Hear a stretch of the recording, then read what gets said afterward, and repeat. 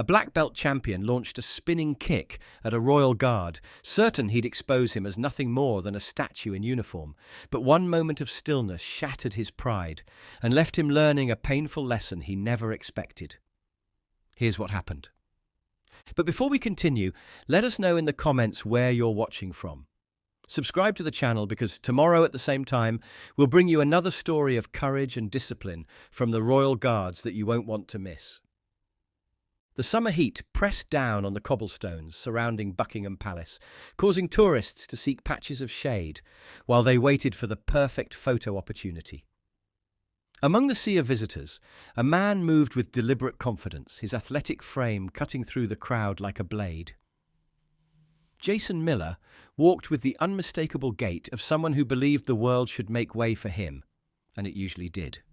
His custom athletic wear bore the logos of high-end martial arts brands, the kind only professionals could justify purchasing. The black belt around his waist wasn't merely for show.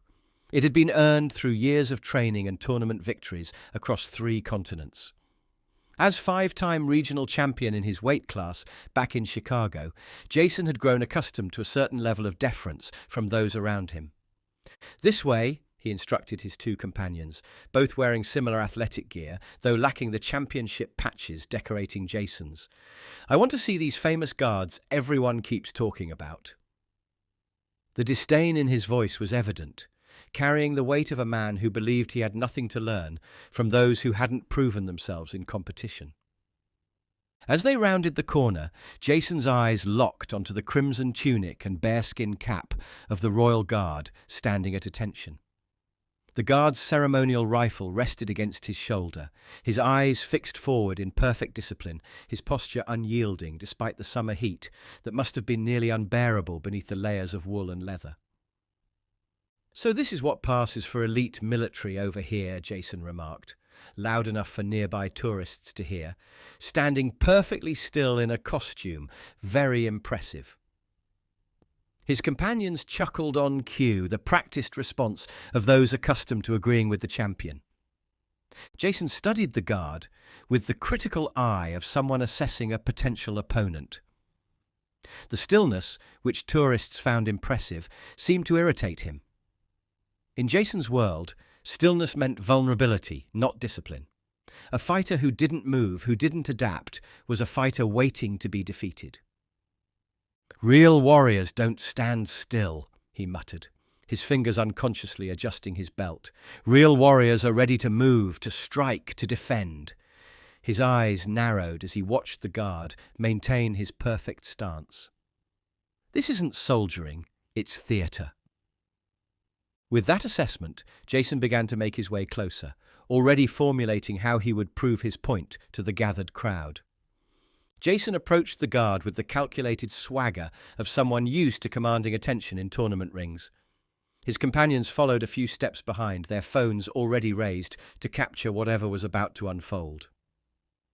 "Ladies and gentlemen," Jason announced, to no one in particular, though his voice carried enough authority that several nearby tourists turned to look. "What you're witnessing here is the difference between ceremonial training and actual combat readiness." He positioned himself about 10 feet from the guard, close enough to be noticed, but far enough to avoid immediate intervention from the palace security that patrolled the perimeter. With practiced precision, Jason shifted into a fighting stance, his movements fluid and controlled.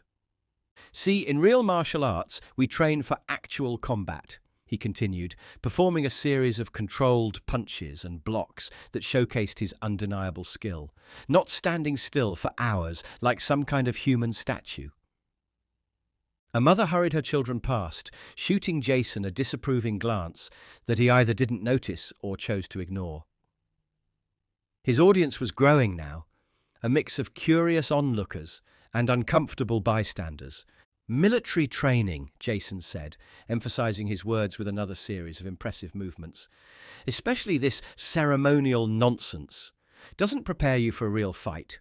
It teaches you to follow orders, stand in formation, look pretty for the tourists." The guard remained motionless, his eyes fixed forward, his training evident in every line of his perfectly maintained posture. If he heard Jason's comments, he gave no indication. Nothing? Jason's voice took on an edge of frustration. Not even a blink! Come on, man! At least acknowledge a fellow warrior.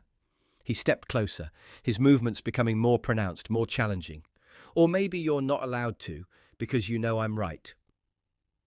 A few tourists had stopped taking photos of the guard to focus their cameras on Jason instead, something that seemed to fuel his performance.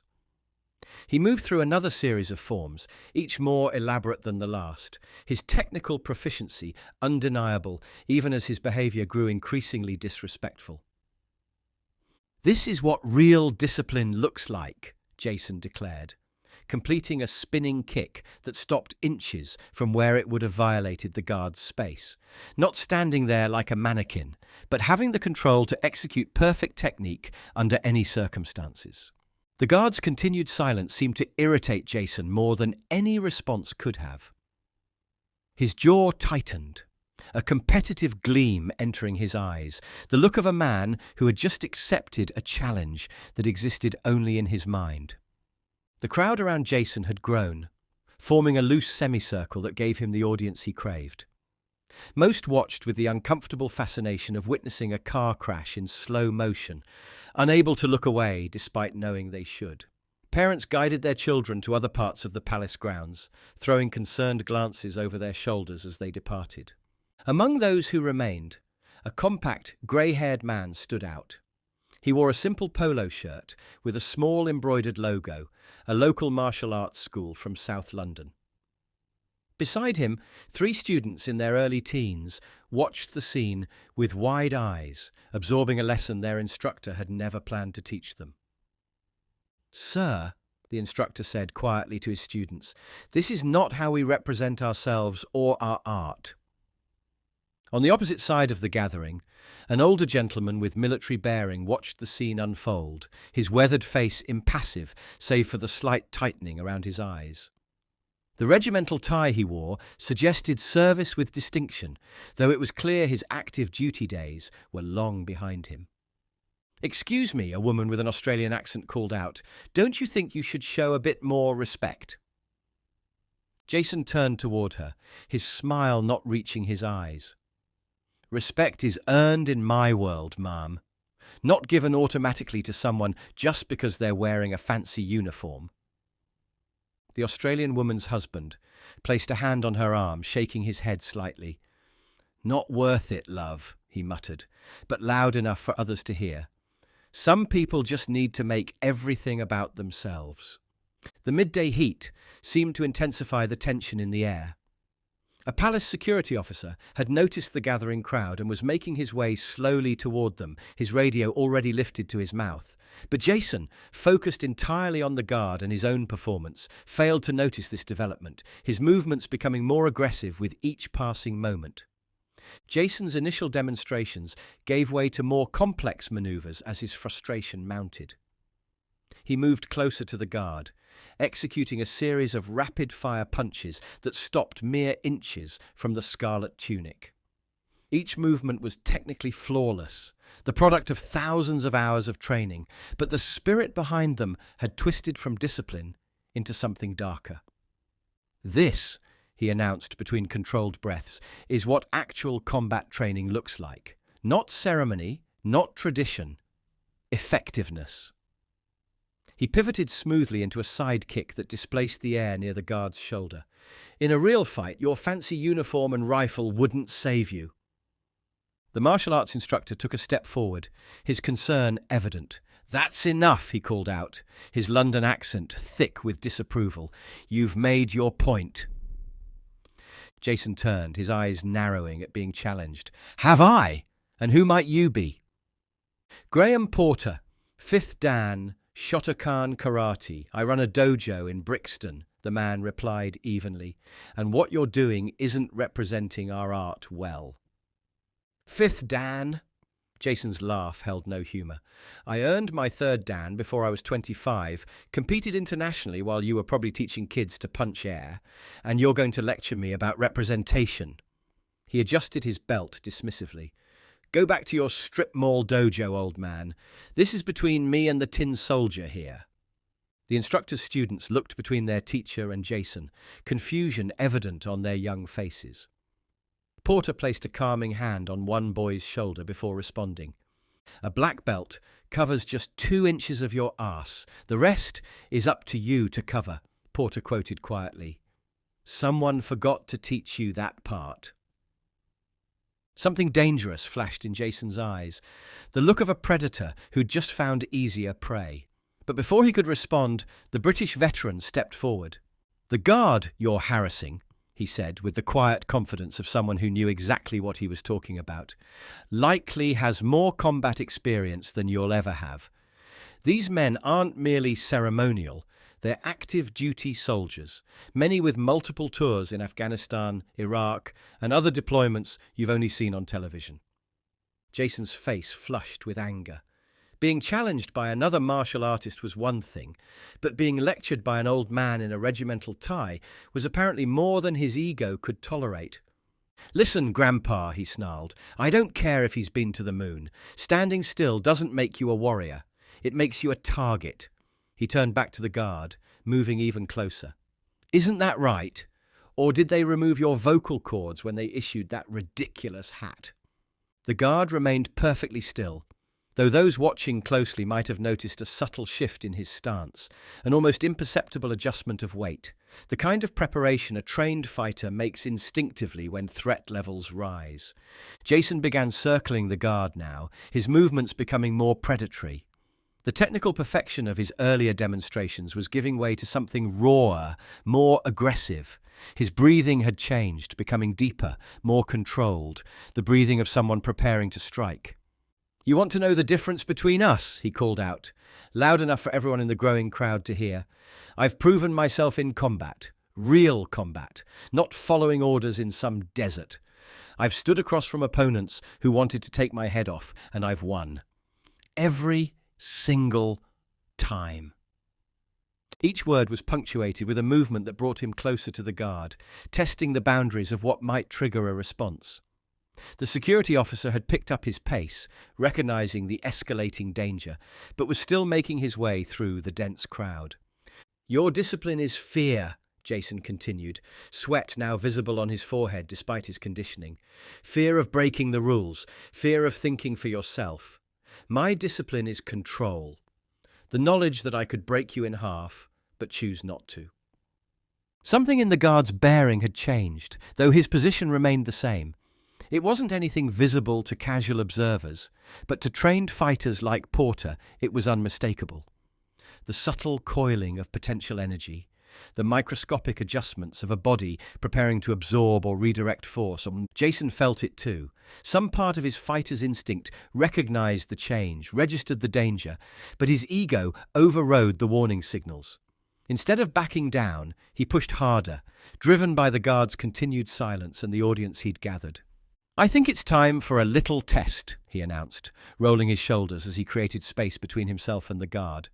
"A demonstration for all these nice people of why their tax money is being wasted on toy soldiers who can't actually protect themselves, let alone a country." The crowd's discomfort had transformed into genuine alarm. Parents were hurrying children away, tourists were backing up to create a wider circle, and several phones were now directed at emergency contacts rather than recording the scene. Porter moved his students behind him, recognizing what was coming.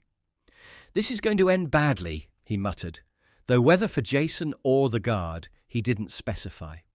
The summer sun beat down mercilessly as Jason created distance between himself and the guard, the kind of space a fighter establishes before launching an attack. His movements had taken on a new quality, the showmanship giving way to genuine hostile intent. The transformation was subtle but unmistakable to anyone trained in combat sports. "Ladies and gentlemen," he announced, voice carrying across the now silent courtyard, "what you're about to witness is the difference between ceremonial training and actual fighting effectiveness." He rolled his neck, the cracking sound audible in the tense silence. "I've given this man every opportunity to acknowledge a fellow warrior, to show some human response, but clearly the Queen's finest are nothing but wind-up toys." The security officer was still pushing through the crowd, his radio crackling with urgent responses, but he was still 30 seconds away, too far to prevent what was about to happen. "I think," Jason continued, settling into a fighting stance that showcased his technical training, "it's time for a reality check.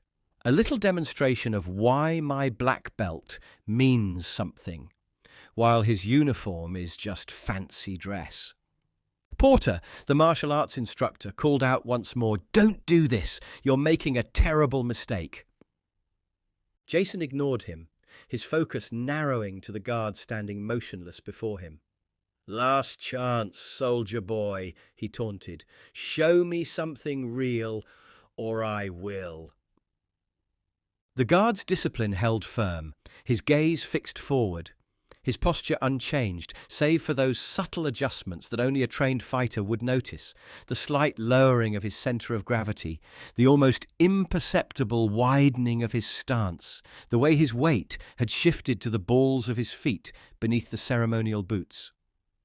"Have it your way," Jason muttered, his expression hardening into something cold and focused. What happened next seemed to unfold in slow motion for many of the witnesses. Jason launched into motion, his body performing a textbook spinning kick aimed directly at the guard's ribcage. The technique was flawless, the kind that had won him trophies and acclaim in tournaments across America. His body rotated with perfect balance, his non-kicking leg planted firmly, his torso aligned for maximum power transfer, his foot extended at precisely the right moment to deliver devastating force. Under normal circumstances, such a kick would have sent an unprepared opponent flying. At minimum, it would have caused significant pain and likely broken ribs. These, however, were not normal circumstances. The guard's body, which had appeared statue-like in its stillness, revealed its true nature in that critical moment. Rather than attempting to dodge or block, movements that would have constituted breaking his ceremonial stance, he employed a technique that required no visible motion at all. Perfect structural alignment combined with precise muscular tension, transforming his body into an immovable object. The impact produced a sound that caused several onlookers to wince. Not the thud of foot meeting vulnerable flesh, but the sharp crack of a foot meeting what might as well have been a brick wall. Jason's expression transformed from confident aggression to shocked pain in an instant. His rotation, which should have continued through the target, abruptly halted as his foot essentially bounced off the guard's perfectly braced body. The sudden stop transferred all the force back into Jason's own leg, travelling up through his ankle and into his knee. He crumpled to the ground with a cry of pain, clutching his ankle, his face a mask of confusion and agony. The guard had not moved, had not struck back, had not even visibly tensed, yet Jason was the one on the ground, injured by his own attack. "What the—" Jason gasped, looking up at the guard in disbelief. "How did you—" The crowd had gone completely silent, the collective intake of breath creating a vacuum of sound in the courtyard. No one moved. No one spoke. The moment hung suspended between what everyone had expected and the reality they'd just witnessed. The guard remained at attention, eyes forward, as immaculate and composed as he had been before the attack. There was no triumph in his bearing, no satisfaction at Jason's pain, only the continued performance of his duty, as if the assault had been nothing more than a strong breeze to be weathered. Jason attempted to stand, putting weight on his injured foot, only to collapse again with a hiss of pain. The black belt that had been worn with such pride now seemed to hang heavily around his waist, its meaning called into question by what had just transpired. "My ankle," he groaned, genuine fear mixing with the pain in his voice. "I think it's broken." It was in this moment of vulnerability, with Jason on the ground looking up at the seemingly invincible figure in red, that something remarkable happened. The guard, who had remained motionless through provocation, insults, and physical assault, finally moved. The movement was precise, deliberate, and completely unexpected. Rather than retaliating or calling for security, the guard did something that no one in the crowd had anticipated. He broke protocol to render aid to the man who had just attacked him. The guard's first movement was almost shocking after such prolonged stillness. With military precision, he shouldered his rifle and took a single step forward, then knelt beside the fallen martial artist. The crowd collectively held their breath, many expecting retribution or an arrest. Instead, they witnessed something far more powerful. "Don't move," the guard instructed, his voice carrying the calm authority of someone accustomed to high-pressure situations. "I need to examine your ankle before you try to stand." Jason looked up, pain and confusion warring on his face. "What are you doing?" "Assessing your injury," the guard replied matter-of-factly, his white-gloved hands moving with surprising gentleness as they probed the already swelling ankle. "I was a combat medic before joining the Queen's Guard. You've likely sprained your anterior talofibular ligament, possibly fractured your fifth metatarsal, depending on how your foot was angled at impact." The clinical assessment, delivered with such professional detachment, seemed to bewilder Jason even more than the injury itself. "Why are you helping me? I just tried to kick you." "And how did that work out for you?" the guard asked, a hint of dry humour appearing in his otherwise professional demeanour. He carefully rotated the ankle, checking for range of motion. "You've got proper technique, but you chose the wrong target."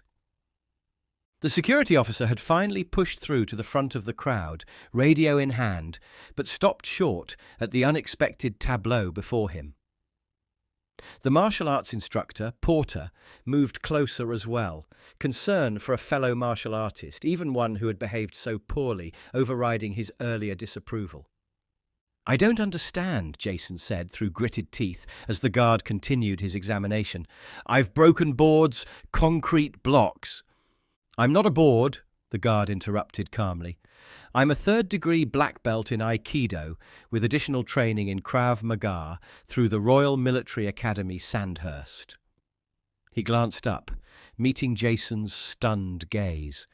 "We're not just pretty uniforms, you know." A murmur ran through the crowd, the revelation adding another layer to the already extraordinary scene. The guard continued his medical assessment with the same focus and discipline he had maintained at his post. "The difference," he explained while gently elevating Jason's injured foot, "is that I was taught that a true martial artist doesn't need to prove himself to anyone. My first sensei was also my training officer. He used to say that the strongest warrior is the one who never has to fight." Jason winced as the guard pressed a particularly tender spot. "So you just let people attack you?" "I let you exhaust yourself, demonstrating all your impressive techniques," the guard corrected. "I let you work yourself into a state where your judgment was compromised, and then, when you attacked, I simply maintained my structure and let physics do the work." He looked up from the ankle, his eyes meeting Jason's directly. "You injured yourself. I didn't have to move an inch." The security officer finally stepped forward. "Do we need medical assistance here?" "Yes," the guard replied without looking up. "Ice pack immediately, and he'll need to be transported for x-rays to rule out a fracture." He turned back to Jason. "You won't be doing any spinning kicks for at least 6 weeks, possibly longer, depending on the severity." Jason's companions had pushed forward now, hovering uncertainly at the edge of the scene, their phones no longer recording. "I don't get it," Jason said, his voice quieter now, humbled by pain and confusion. "Why help me after what I did?" The guard carefully lowered Jason's foot and stood, his movement fluid despite the heavy ceremonial uniform. "Because that's also part of the training you seem to have missed." He adjusted his bearskin cap with precision. "A true martial artist knows when to strike and when to heal. Today, you needed the latter." Porter, the local instructor, nodded in silent approval, his students watching wide-eyed as years of dojo lectures about martial arts ethics were suddenly demonstrated in the most unexpected way. The guard turned to the security officer. "He'll need something to stabilize that ankle until medical transport arrives." Then, With the same professionalism that had characterized every aspect of his response, he prepared to return to his post, his duty interrupted but not abandoned. "Wait," Jason called out, grimacing through his pain. "You can't just drop a bomb like that and walk away. Third-degree black belt in Aikido, Krav Maga, while standing guard all day?" The guard paused, something in Jason's genuine confusion seeming to merit a response. "My shift is 8 hours. I train before and after, just as you do, I imagine." There was no condescension in his tone, only the simple statement of a dedicated practitioner. "But why?" Jason persisted, as the security officer returned with an ice pack, which the guard promptly applied to the swollen ankle. "Why put yourself through military discipline and martial arts training? It's redundant." "Is it?" The guard's question hung in the air as he carefully positioned the ice pack. "True discipline isn't about which uniform you wear or which style you practice. It's about mastering yourself before attempting to master others." The crowd had grown silent again, but for a different reason now. The confrontation had transformed into something unexpected, a lesson being delivered not through violence, but through its deliberate absence. "The belt around your waist," the guard continued, nodding toward Jason's black belt, "originated as nothing more than a practical piece of clothing. It was never meant to be a symbol of superiority, but of ongoing commitment to the path. Somewhere along the way, that meaning seems to have been lost for some practitioners." Medical personnel had arrived now, making their way through the crowd with a stretcher. The guard stepped back to give them space, but continued speaking as they worked. "In the military, we learn that the uniform doesn't make the soldier. The soldier honors the uniform through their actions and character. It seems to me that martial arts should follow the same principle." Jason's face had lost its earlier arrogance, replaced by the humbled expression of someone seeing themselves clearly for the first time. "I never thought of it that way." "Few do, until they're forced to," the guard replied. "Your technique is excellent, by the way. Your application of it, however—" He left the sentence unfinished, the point made without need for elaboration. As the medics prepared to transport Jason, a police officer approached, notepad in hand. "I'll need statements from both of you regarding the assault." The guard straightened, resuming his professional demeanor. "This gentleman slipped while demonstrating martial arts techniques too close to my post. Unfortunate, but not malicious." He glanced at Jason, something unspoken passing between them. "No charges necessary from my perspective, unless protocol demands otherwise." The officer looked between them, clearly aware there was more to the story, but unwilling to challenge the guard's account. "That's very generous of you. Still, there are consequences for disturbing a Queen's Guard on duty." "Sometimes," the guard replied quietly, "the most effective consequence is the one that teaches rather than punishes." He turned to Jason, who was now being lifted onto the stretcher. "Wouldn't you agree?" Jason nodded slowly, wincing as the movement jostled his injured ankle. "I've learned more in the last 5 minutes than in my last 5 tournaments." He hesitated, then added, "I'm sorry. For all of it. I completely misunderstood everything." Porter, the local instructor, stepped forward. "If you're interested in continuing your training while you're in London, once that ankle heals, of course, my dojo is open to visitors. Perhaps we could all benefit from exchanging perspectives." For the first time, a genuine smile crossed Jason's face, free from the competitive edge that had characterized his earlier expressions. "I'd like that." As the medical team began to move Jason away, the guard took a step back toward his post. The security officer approached him one last time. "That was unorthodox," he said quietly. "Breaking stance to render aid to someone who assaulted you." The guard adjusted his bearskin cap with precision. "Sometimes duty takes unexpected forms. I believe I served the Crown better by responding as I did than by maintaining protocol at the expense of a teachable moment." The security officer nodded, a ghost of a smile crossing his professional facade. "Carry on, then." With the same measured steps that characterized every aspect of his duty, the guard returned to his post. His rifle was shouldered with perfect precision. His stance resumed with textbook accuracy, his gaze once more fixed forward. To casual observers who had just arrived, he appeared exactly as he had before, another of London's living traditions, a human monument to discipline and duty. But to those who had witnessed what had just transpired, he had become something else entirely, a testament to the true meaning of mastery, where skill serves character rather than ego. What would you have done in this situation? Would you have had the restraint to respond with compassion rather than retaliation when faced with such disrespect and aggression?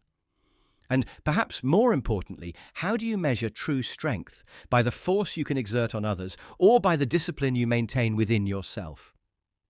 The Royal Guard in this story demonstrated something powerful that transcends both military service and martial arts practice. True mastery isn't about dominating others, but about controlling yourself. It's a lesson that applies whether you're wearing a uniform, a black belt, or simply going about your daily life. In a world that often celebrates aggression and outward displays of power, perhaps there's something profound to be learned from those who find strength in stillness, wisdom in restraint, and victory in teaching rather than defeating. If this story resonated with you, don't forget to hit the like button and subscribe to our channel for more powerful stories about respect, tradition, and the unexpected lessons that come from unlikely encounters. Press that bell icon to make sure you never miss our newest uploads. Share your thoughts in the comments below about what true martial arts discipline means to you. Have you ever witnessed or experienced a moment where restraint proved more powerful than aggression? We'd love to hear your stories. And if you're looking for more content like this, check out the videos appearing on your screen right now. Each one explores another fascinating aspect of the traditions and individuals dedicated to service and honour, while we'll hopefully see you again tomorrow at the same time with another brand new video.